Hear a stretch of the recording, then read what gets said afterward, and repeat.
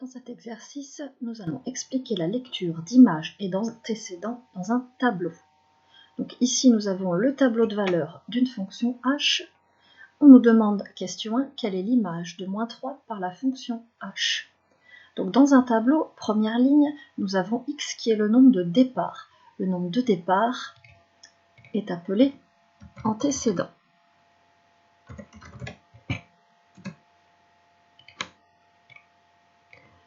H de x qui est le nombre d'arrivées et l'image.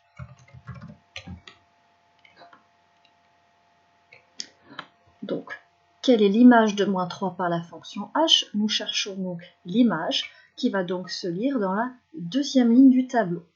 Nous pouvons également écrire, on a la fonction h qui, au nombre -3, fait correspondre quel nombre? On cherche donc -3 sur la première ligne, donc c'est ici, et il nous reste à lire le nombre correspondant sur la deuxième ligne. Nous avons donc que l'image de -3 par la fonction h est 2.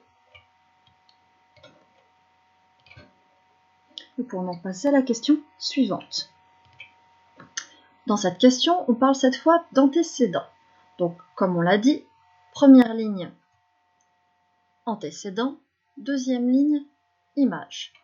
Nous pouvons écrire donc à la fonction h, cette fois nous cherchons l'antécédent, à qui fait correspondre le nombre 5. L'antécédent se lit sur la première ligne, et donc le 5 se lit sur la deuxième ligne. Nous avons donc 5 sur la deuxième ligne, ici. Nous avons donc un antécédent de 5 par la fonction h est 3.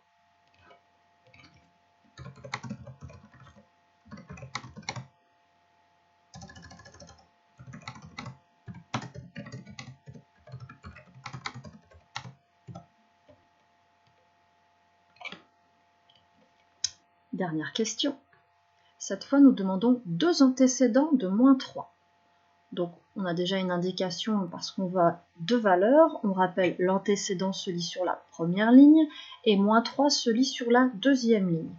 Donc, on voit ici, si on a compris, -3 ici et ici. Donc, on l'aurait écrit sous cette forme h.